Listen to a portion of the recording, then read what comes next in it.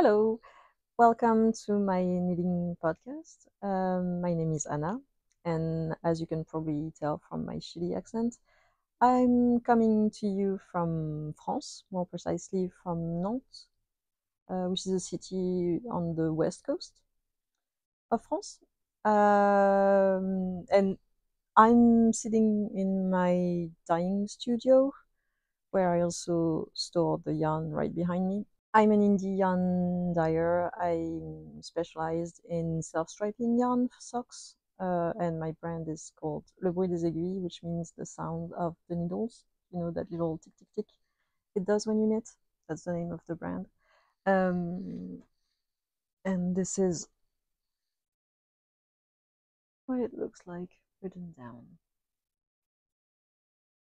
All right, so this is my first try at a podcast in English. I've been podcasting in French for about 5 years with a big break in the middle. Like I've stopped for 2 years maybe, and I recently came back and thought I might try it in English as well, because most of the podcasts I watch are mostly in English, not necessarily by native speakers, but mostly English. So to tell a little bit more about myself, so as I said, my name is Anna. I'm 34, live in Nantes. I've been knitting for 10 plus years now, and I've been a dyer for a bit more than 5 years. I mostly knit. I do also a bit of crochet. I used to sew, but right now the sewing mojo is nowhere to be found. I guess because I moved and now my sewing desk is not as practical as it used to be. I don't know. So yeah, mostly knitting. I knit a lot, obviously, with my yarns, but also with other yarns. I knit with a lot of French hand-dyed yarns because I go to a lot of yarn festivals. So I follow a pretty standard type of um, podcast sequence, I should say, with a, not as much rambling as I'm doing right now, usually. But I do what I'm wearing, finished objects, whips, sometimes acquisitions, sometimes future whips. And I also talk a little bit at the end about my more professional part of my knitting, so a bit more about dyeing and what's happening in my company. So if you care to stick around and learn a little more about that, that would be nice. So what I'm wearing right now, I'm wearing, wait, my notes, all right.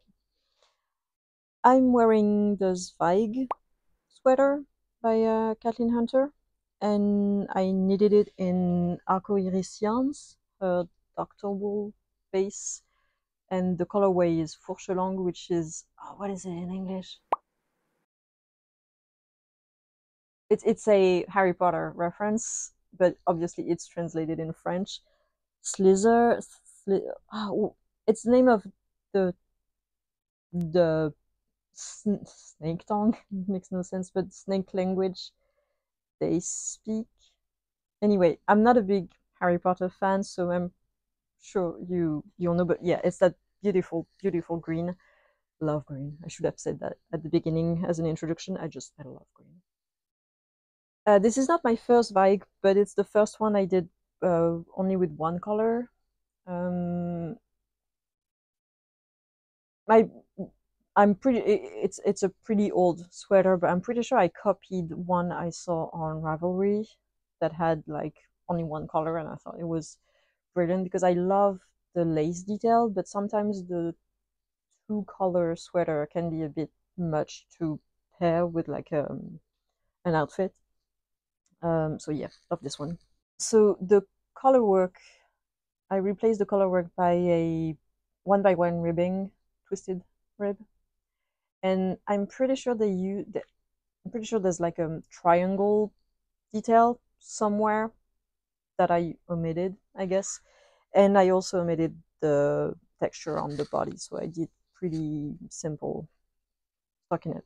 All right, so that's what I'm wearing. And I guess I'll talk about what I've finished recently. I finished, oh, let me grab it. I finished a pair of socks, because I love socks, obviously. These are my first colorwork socks.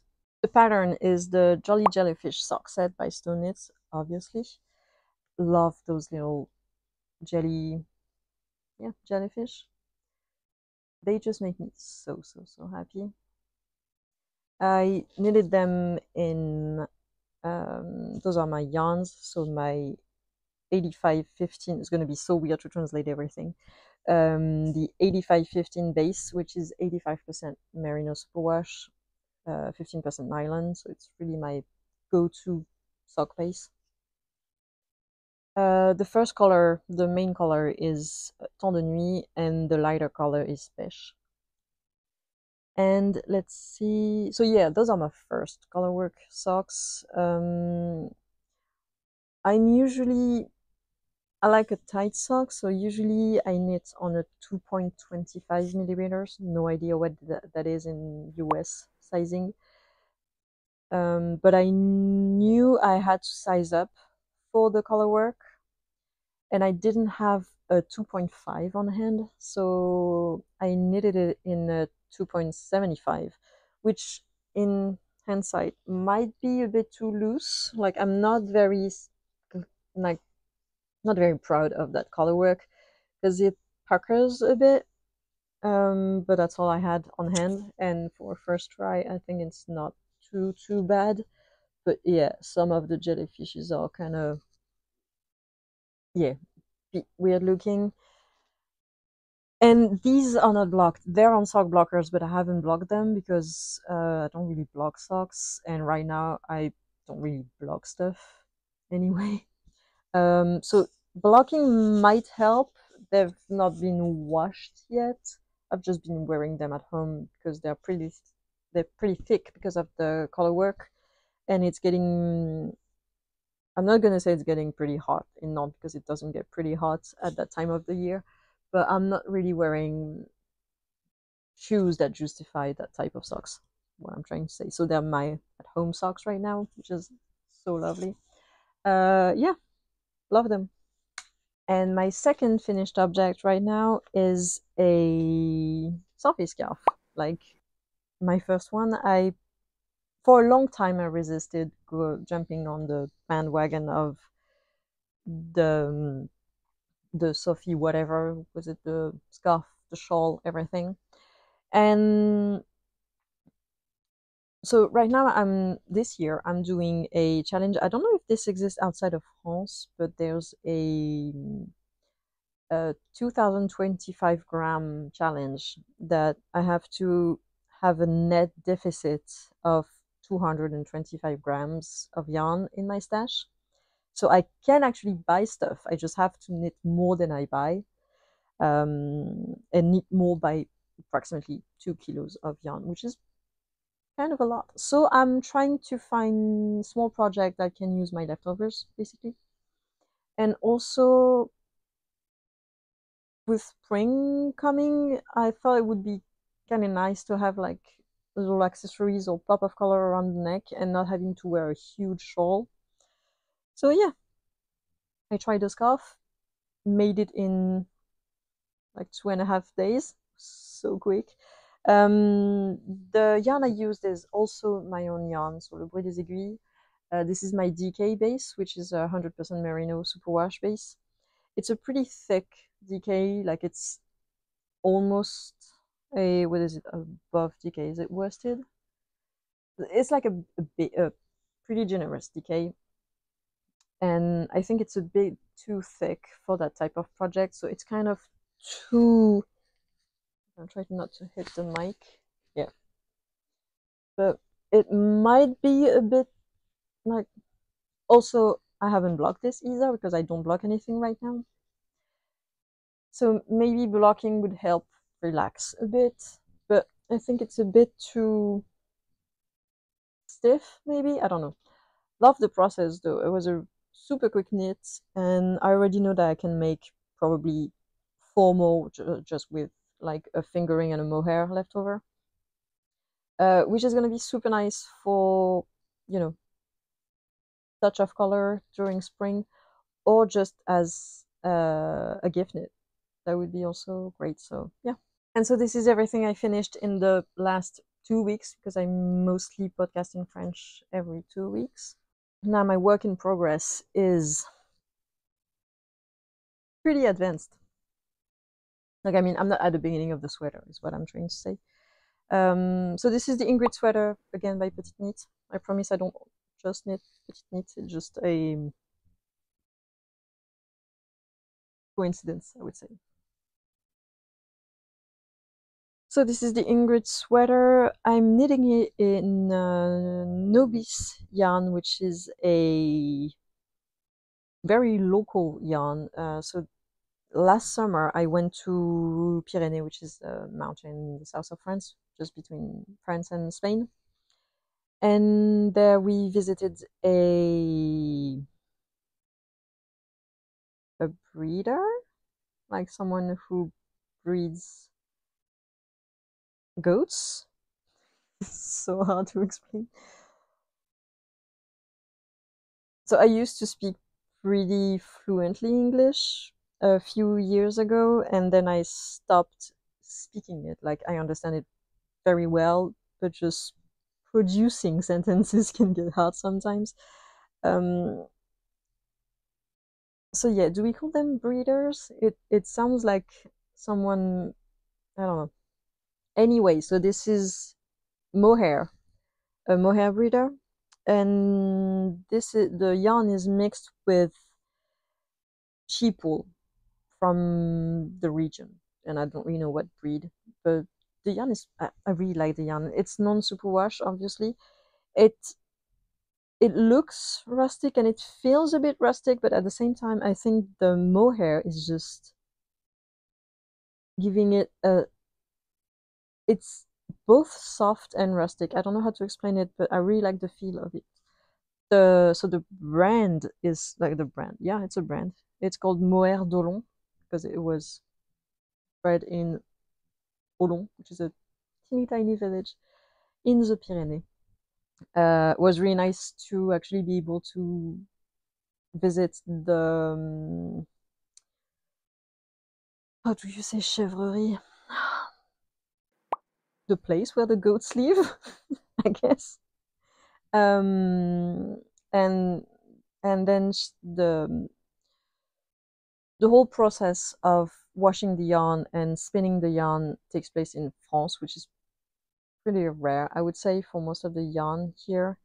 And it was nice to be able to talk with the breeder about specificity of like spinning the yarn and everything. So she doesn't spin the yarn herself, obviously, but she's not part of a cooperative. Like in France, a lot of the mohair breeders, they'll send their yarn, their not yarn, the produce of the sheep, and it will get mixed with every other breeders from that cooperative. So you don't really know that the actual mohair you're knitting with comes from that farm. It's a farm. That's the word I was looking for. God damn it. And battery is dying. Wait a minute. Okay, we're good. We're plugged. We should be good. So what I was saying is that she doesn't mix her wool with any other breeders. So I know that that comes from her goats. So to talk about the actual sweater, I finished the body pretty fast, I would say. I think the fact that it's a lot of different textures and you get through a section pretty fast, I felt like, yeah, sweater went on pretty fast. And also, I think the armholes are pretty deep compared to the rest of the body. I must say I haven't tried it on yet because I know it's gonna look totally different once it's blocked, because with all that texture I know it's gonna grow a bit. So I've blindly followed the instructions. We'll see if it's a mistake, honestly, but yeah, I'll deal with the consequences later. I did the first sleeve. I was a bit anxious about the sleeve because I've heard that the decreases were not really well integrated into the pattern and the actual texture of the sleeve. I must say it's only a problem in, I guess, pretty like 2 spots here. I'm not gonna say I did a good job. It's pretty messy, but it's like a first try, and I'm gonna do better on the second sleeve. I'm not really looking forward to picking up the stitches for the sleeves. I think it's what's stopping me right now from working on this project. One day it will come. My next work in progress is a pair of socks, obviously. Pair of socks. Yeah. These are not exactly vanilla socks, which is what I usually knit because I like socks to be, we call them no-brain knitting in French. But I don't know why I put some sort of ribbing, so it's a 3x1 ribbing. Because I think I was afraid the yarn would pull, like the colorway would pull. So I tried to break the possible pulling. Didn't happen, so it's pretty good.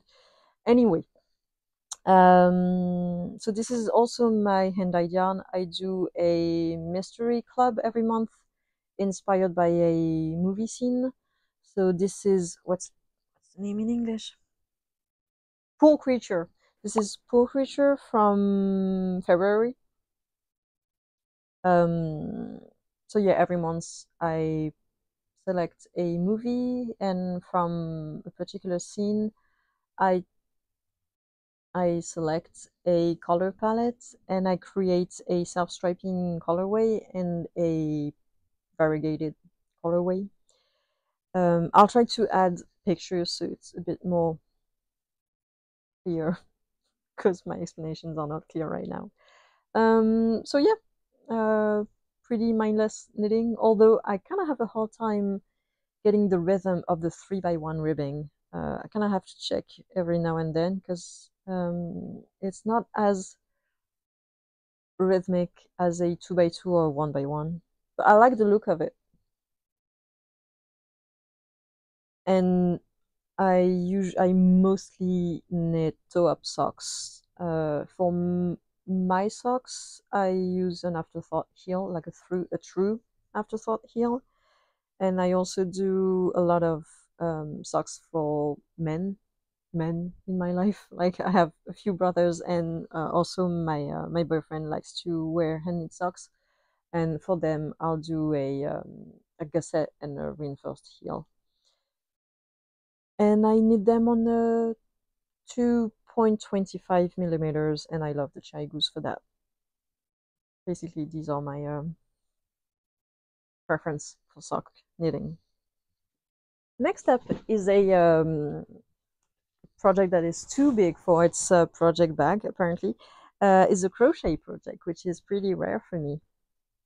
So I'm doing the Agnes sweater vest by Bethany line, I guess. I'm probably gonna butcher some names, and I'm sorry.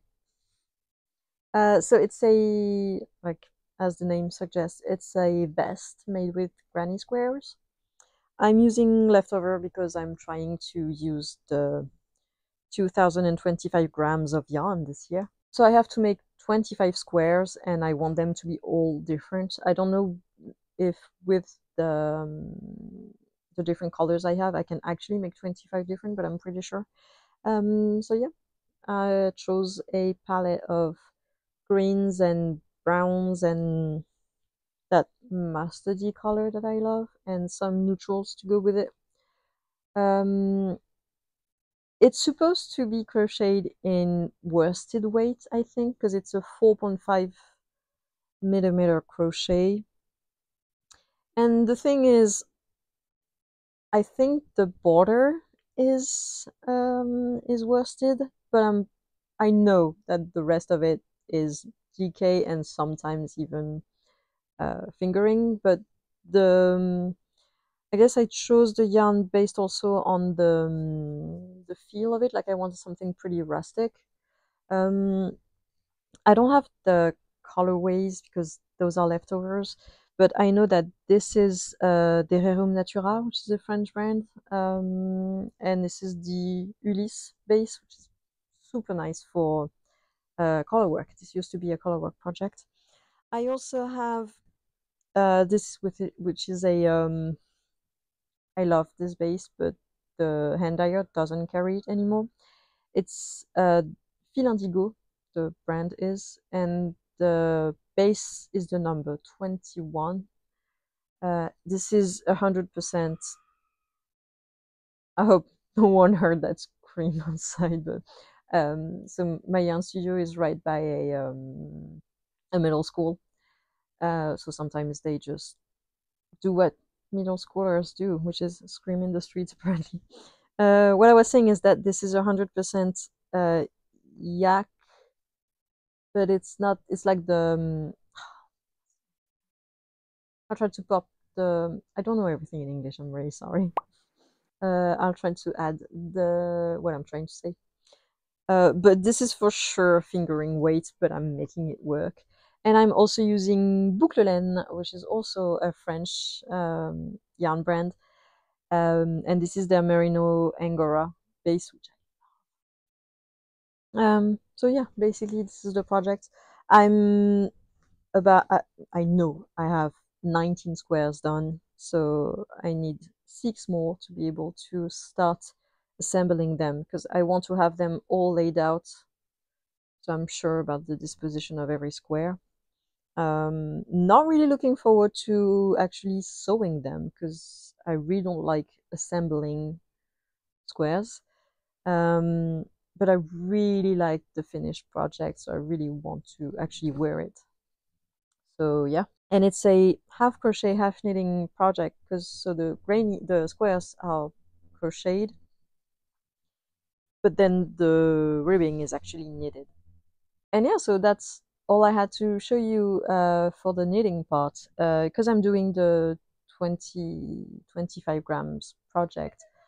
I'm trying to not start too many projects at once so that I can see some advancement in the project. I think I can actually tell you how much I've knitted already for this year. Although I might be shooting myself in the foot because I'm really bad with numbers in English, but that's okay. Bear with me. Okay, so right now I knitted a total of 682 grams of yarns, which is pretty good, I would say. No. Actually, I'm lying. I know. I thought I was at 600 and whatever. Actually, I went to a yarn festival about 3 weeks ago, and I bought a lot of stuff there, so it kind of put a dent in my progress. So right now, I'm only at 344 grams knitted, but that's okay because I bought some really cute yarn and fiber to spin because I didn't tell that at the beginning, but I also spin a bit. I don't spin very well, but I try to. So yeah, 344 grams so far. That's my progress. And yeah, I thought I could talk a bit about my job, which is dyeing yarn and more specifically self-striping yarn. So right now the shelves are pretty empty because I just came back, as I said, from a yarn festival with there were a lot of people, and I came back pretty empty-handed. So the shelves look a bit barren right now, but I'm working really hard to dye stock for the next festival and for the website because I sell mostly online. And I do some yarn festival, but only in France right now. So yeah, basically what I do is mostly 4 color repeats for the stripes. I sometimes do 3, sometimes 5, sometimes 6, but my go-to are 4 colors. I have different yarn bases, also did for sock knitting. So I have the 8515, which is my softest, I would say, base.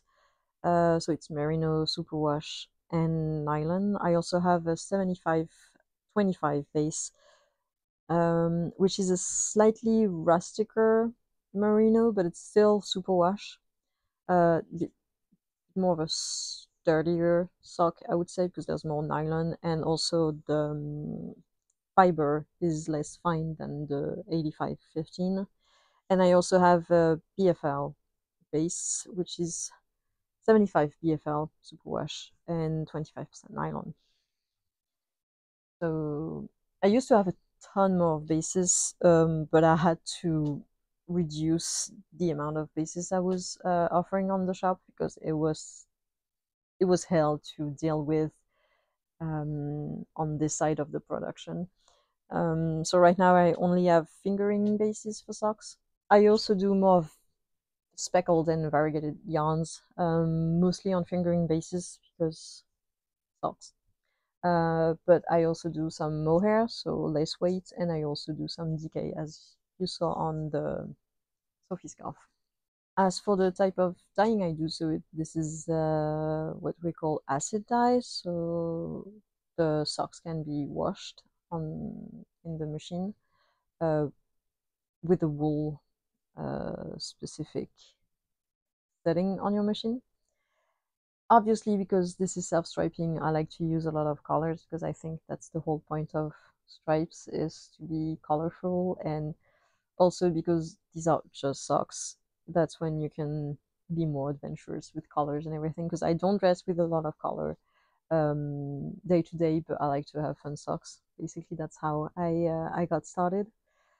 And what else? Yeah, I dye with a lot of pop culture reference, I would say. So they might be French pop culture reference. Because I like cinema a lot.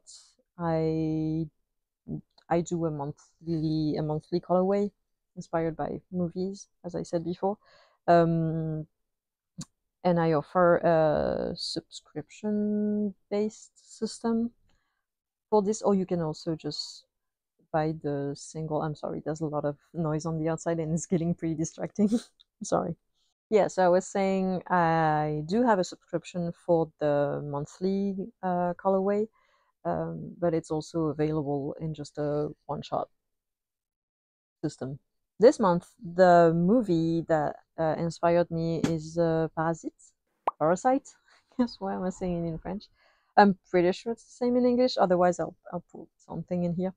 All right, so right now my brain is pretty fried from having filmed first the French version of this podcast and now having talked for like half an hour in English by myself. Um, this is pretty hard for my brain. So I think I'm gonna stop here. I hope you enjoyed it and I hope you understood what I was trying to say, because I always feel like my accent is not good enough to put on the internet. So please be kind with me. Yeah, so maybe this will be a one and only English episode, or maybe I'll come back to you every 2 weeks or so. All right, I hope you have a good day and I hope you have a good meeting.